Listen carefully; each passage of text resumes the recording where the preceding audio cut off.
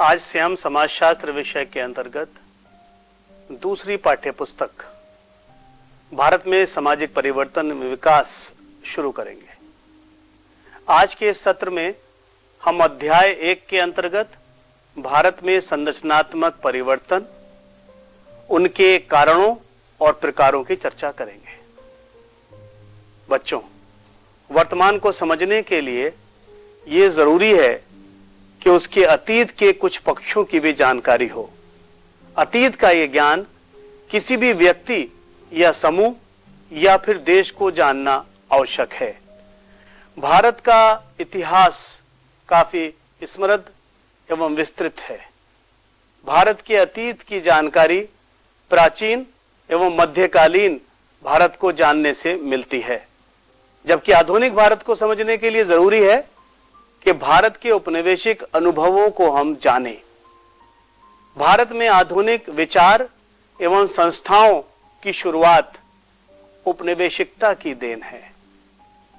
भारत में समाज सुधार और राष्ट्रीय आंदोलन, हमारी ये विधि व्यवस्था, हमारा राजनीतिक जीवन, हमारा संविधान, हमारे उद्योग एवं कृषि, हमारे नगर, हमारे गांव, इन सब पर उपनिवेशवाद के विरोधाभासी अनुभव का गहरा प्रभाव पड़ा है।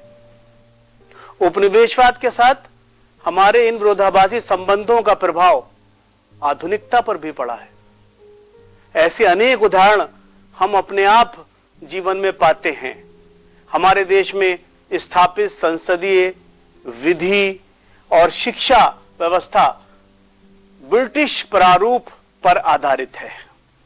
यहां तक कि हमारा सड़कों पर बाईं तरफ चलना ही ब्रिटिश अनुकरण है। सड़क के किनारे रेहड़ी व गाड़ियों पर हमें ब्रेड आमलेट और कटलेट जैसी खाने की चीजें आमतौर पर मिलती हैं। और तो और एक मशहूर बिस्कुट निर्माता कंपनी का नाम भी ब्रिटेन से जुड़ा है। अनेक स्कूलों में टाई पोशाक का एक अनिवार्य हिस्सा होती है। हमारे दैनिक जीवन में उपयोग में आने वाली इन चीजों में हम अक्सर पश्चिम की प्रशंसा करते हैं, लेकिन विरोध भी करते हैं। ऐसे बहुत से उदाहरण हमें अपने रोजमर्रा की जिंदगी में देखने को मिलते हैं। इन उदाहरणों से पता चलता है कि ब्रिटिश उपनिवेशवाद अभी हमारे जीवन का एक जटिल हिस्सा बना हुआ है। संरचनात्मक परिवर्तन से हमारा तात्पर्य ऐसे परिवर्तनों से है जो समाज की संरचना को पूर्णतया बदल देते हैं। हम अनेक संरचनात्मक परिवर्तनों का उल्लेख कर सकते हैं जो उपनिवेशवाद के कारण आए। उपनिवेशवाद ने राजनीतिक, आर्थिक और सामाजिक संरचना में अनेक परिवर्तन किए। आज के इस सत्र में हम दो संरचनात्मक परिवर्तनों की चर्चा करेंगे, औद्योगिकरण और नगरीकरण। लेकिन इससे पहले उपनिवेशवाद को समझना भी जरूरी है। उपनिवेशवाद वह प्रक्रिया है जिसके द्वारा कोई विकसित या शक्तिशाली देश किसी अविकसित और कमजोर देश की व्यापारिक गतिविधियों को अपने हित में प्रयोग करने के लिए वहां अपने उद्योग और व्यापार स्थापित करता है और वहां के संसाधनों और कच्चे माल के प्रयोग से बड़े पैमाने पर मशीनों द्वारा वस्तुएं तैयार कर उनका व्यापार करता है और इस प्रकार सारा आर्थिक लाभ खुद ही हड़प कर जाता है। धीरे धीरे वह उस देश की संपूर्ण आर्थिक व्यवस्था पर कब्जा कर लेता है।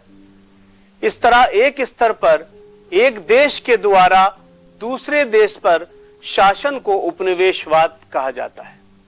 भारत के इतिहास से पता चलता है कि यहां काल और स्थान के अनुसार विभिन्न प्रकार के समूहों का विभिन्न क्षेत्रों पर शासन रहा है जो आज के आधुनिक भारत को बनाते हैं। लेकिन औपनिवेशिक शासन किसी अन्य शासन से अलग है और अधिक शक्तिशाली भी रहा है। इसके कारण जो परिवर्तन आए वह अत्यधिक गहरे और भेदभावपूर्ण रहे हैं।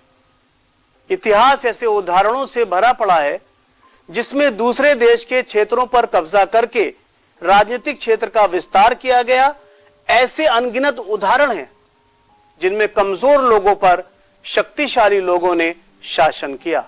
लेकिन गौर करने वाली बात यह है कि पूंजीवाद के आने से पहले के साम्राज्य और पूंजीवादी दौर के शासन में गुणात्मक अंतर है। भारत में स्थापित ब्रिटिश उपनिवेशवाद का मूल उद्देश्य यहां पूंजीवाद का विकास करना और उसका संपूर्ण लाभ अपने हित में उठाना था। इसलिए ब्रिटिश साम्राज्य ने पूंजीवाद का विस्तार किया और उसको मजबूत करने की नीति अपनाई। उदाहरण के लिए ब्रिटिश शासन ने भूमि नियमों को पूरी तरह से बदल डाला। उन्होंने न केवल भूमि स्वामित्व के नियमों को बदला, बल्कि खेती में कब और कौन सी फसल बोई जाएगी इसके निर्णय का अधिकार भी उन्होंने हमारे किसानों से छीन लिया। यानी अंग्रेजी शासकों की मर्जी से खेती में फसलें बोई जाती थी और हर क्षेत्र में उनका अनावश्यक हस्तक्षेप बढ़ता गया। उत्पादन की प्रक्रिया को तो उन्होंने पूरी तरह से अपने हाथ में ले लिया और उत्पादन प्रणाली और वस्तुओं के वितरण के ढांचे में अनेक परिवर्तन किए। यहां तक कि ब्रिटिश उपनिवेशवाद ने ब्रिटिश पूंजीवाद के प्रसार के लिए जंगलों को भी नहीं छोड़ा। अंग्रेजी शासकों ने वन क्षेत्रों पर अपना कब्जा जमा लिया। वन क्षेत्रों को साफ करके चाय बागान लगाने की शुरुआत की गई। उन्होंने वन कानूनों को बदल डाला और चारागाहों को समाप्त कर दिया। उन्होंने जनजातीय लोगों के वनों में प्रवेश करने पर पाबंदी लगा दी, जबकि वन उनके पशुओं के लिए चारे के मुख्य स्रोत थे। इस प्रकार जनजातीय लोगों के जंगलों से संबंधित उनके परंपरागत अधिकार पूरी तरह से छीन लिए गए। उपनिवेशवाद ने व्यक्तियों की आवाजाही अथवा आगमन को भी बढ़ाया। भारत के एक हिस्से से दूसरे हिस्से में आना जाना चलता रहा और इस प्रवृत्ति को काफी बल मिला। आज के झारखंड प्रदेश से इन दिनों बहुत से लोग चाय बागानों में मजदूरी करने के उद्देश्य से असम गए और बाद में वहीं बस गए। अंग्रेजी शिक्षा और तकनीकी का लाभ पाकर एक नया मध्यम वर्ग सामने आया जो सरकारी नौकरियों और पेशेवर हुनर जैसे डॉक्टर, वकील, इंजीनियर आदि पदों पर नियुक्ति के लिए देश के भिन्न भिन्न भागों में गए। ऐसे प्रशिक्षित लोगों को ब्रिटिश शासन ने भारत से बाहर भी भेजा। बाद में वे लोग वहां बस गए और कभी भारत वापस नहीं आए। आज वे भारतीय मूल के निवासी कहलाते हैं।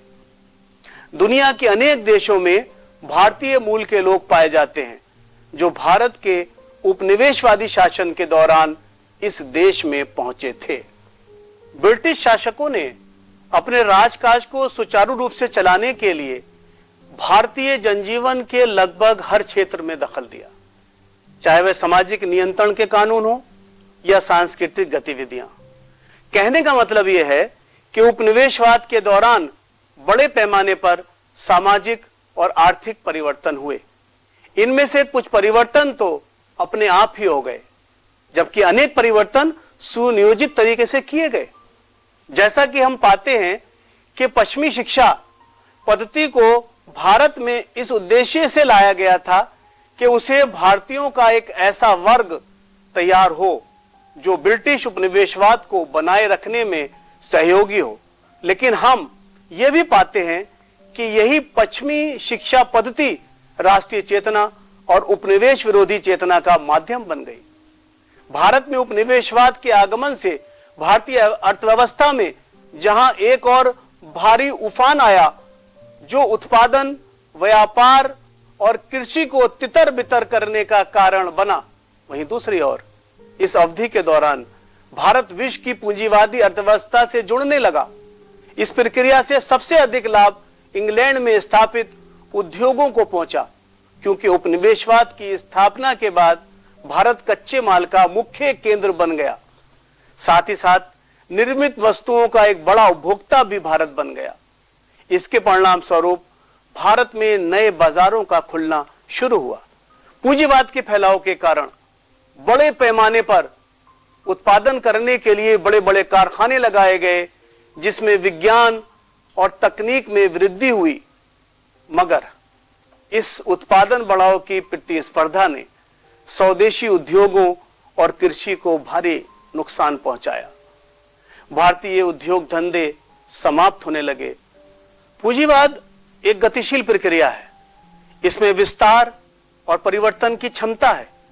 भारत जैसे देश में उपनिवेशवाद के दौरान पूंजीवाद का भारी विकास हुआ, जिसका एक गहरा प्रभाव भारतीय समाज और जनजीवन के हर क्षेत्र में देखने को मिलता है।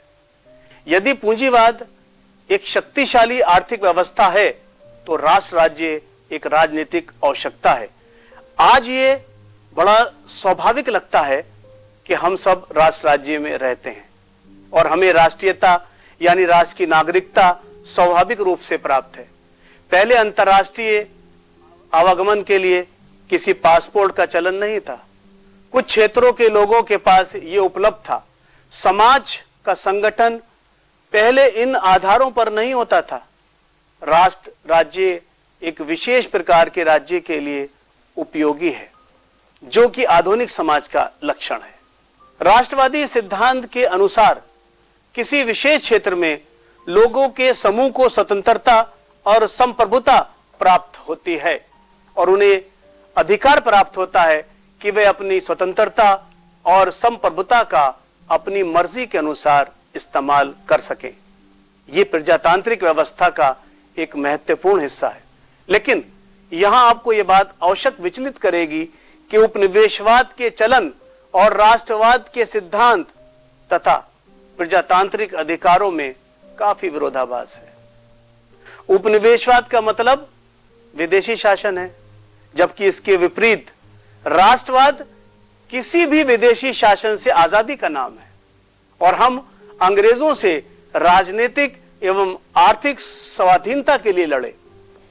प्यारे बच्चों, उपनिवेशवाद की इस समझ के बाद अब हम उस संरचनात्मक परिवर्तन की बात करेंगे जो उपनिवेशवाद की वजह से पैदा हुआ या उत्पन्न हुआ। वो परिवर्तन है औद्योगिकरण। औद्योगिकरण एक प्रमुख संरचनात्मक परिवर्तन है। यह आधुनिक युग का सबसे महत्वपूर्ण शब्द है। सभ्यता के विकास के साथ साथ इस शब्द के महत्व में भी वृद्धि होती रही है। औद्योगिकरण वास्तव में वह प्रक्रिया है जिसके द्वारा बड़े पैमाने पर नए उद्योगों का प्रारंभ किया जाता है और साथ ही साथ छोटे उद्योग विशाल उद्योगों में परिवर्तित होते रहते हैं। आज औद्योगिक समाजों का एक प्रमुख लक्षण है कृषि की तुलना में अधिक से अधिक मात्रा में उद्योगों की स्थापना और जनसंख्या के अधिकांश भाग का फैक्ट्रियों, दफ्तरों और दुकानों में काम करना। औद्योगिकरण के दौरान कृषि संबंधी व्यवस्थाओं में लोगों की संख्या कम होती जाती है और लोग रोजगार के अवसर अधिक होने के कारण नगरों में रहने लगते हैं।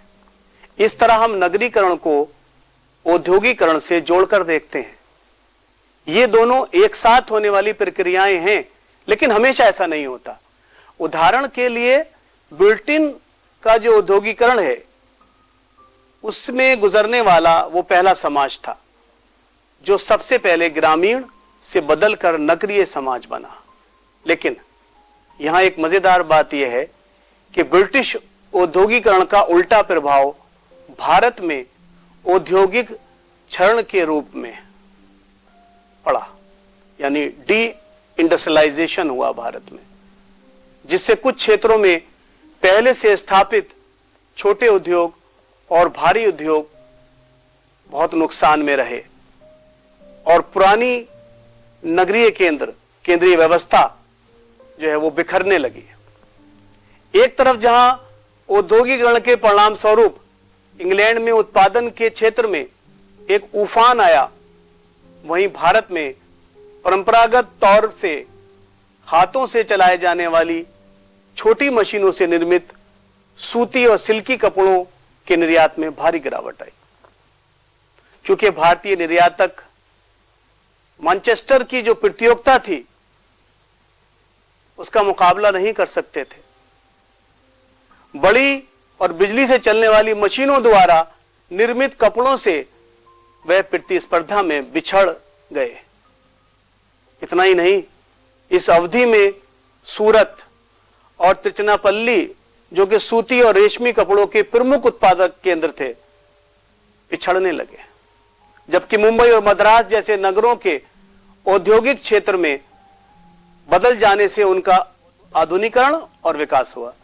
भारत में ब्रिटिश साम्राज्य स्थापित हो जाने पर कुछ प्रसिद्ध भारतीय राज्य उस समय के, जैसे ढाका और मुर्शिदाबाद का हथकरघा उद्योग पूरी तरह से चौपट हो गया और उन उद्योगों में लगे कारीगर बेरोजगार हो गए।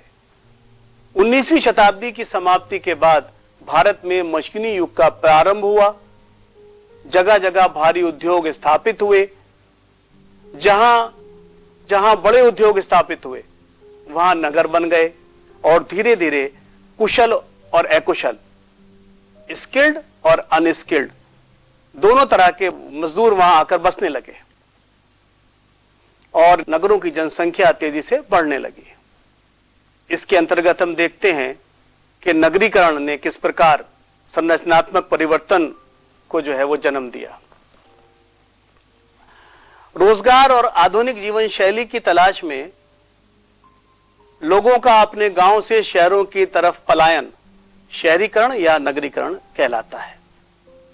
यानी जब व्यक्ति रोजगार हासिल करने के लिए या अच्छी जीवन शैली हासिल करने के लिए अपने गांव को छोड़कर नगरों की तरफ आता है तो उसका ये पलायन, नगरों की तरफ उसका ये आना नगरीकरण कहलाता है।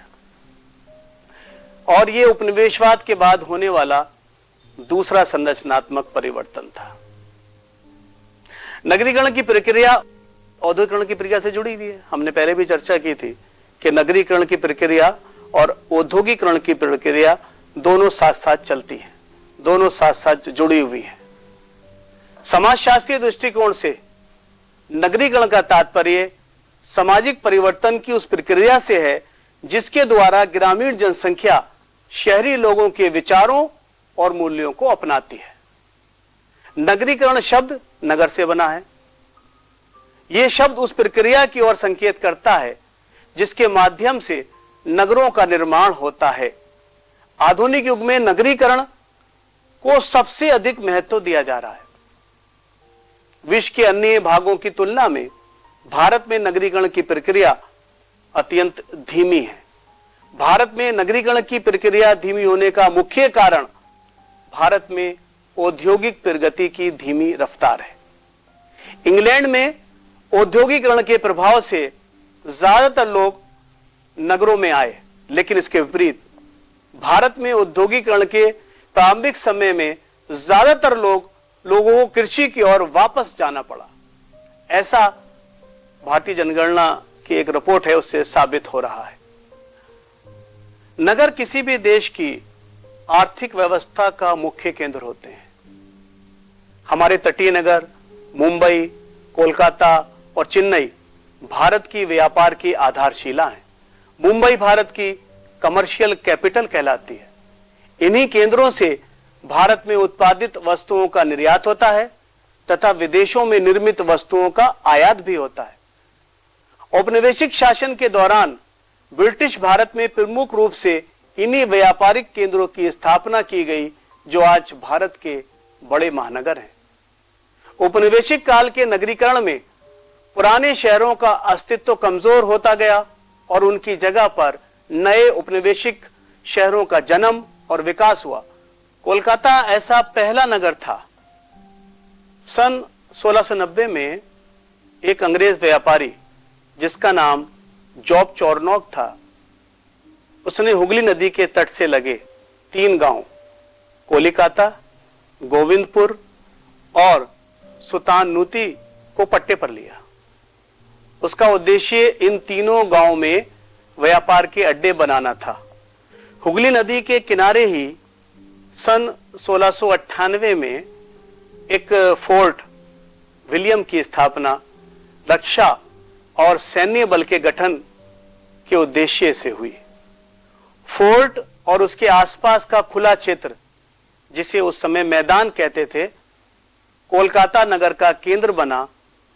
इसी केंद्र से कोलकाता नगर का प्रसार हुआ। ब्रिटिश शासन के दौरान मुंबई बंदरगाह का नियोजित ढंग से विकास हुआ और उसकी ढलाई क्षमता का भी विकास हुआ। सन 1900 में भारत में उत्पादित कुल कपास की 3/4 से भी अधिक की खेप का निर्यात इसी बंदरगाह से हुआ। इसी प्रकार कोलकाता बंदरगाह से जूट का निर्यात होता था, जबकि मद्रास बंदरगाह से कॉफी, चीनी और सूखे मसाले ब्रिटेन भेजे जाते थे। यह भी सत्य है कि भारत में नगरीकरण ने अनेक समस्याओं को भी जन्म दिया। यातायात, आवास और प्रदूषण जैसी समस्याएं नगरीकरण ही की देन है। यहां पर बच्चों, जो दो संरचनात्मक परिवर्तन है जो उपनिवेशवाद के कारण आए थे, उस पर हमारी चर्चा जो है वो पूरी होती है और अगले सत्र में हम इसी चैप्टर में चाय की बागवानी और उससे आगे की चर्चा जो है वो करेंगे। धन्यवाद।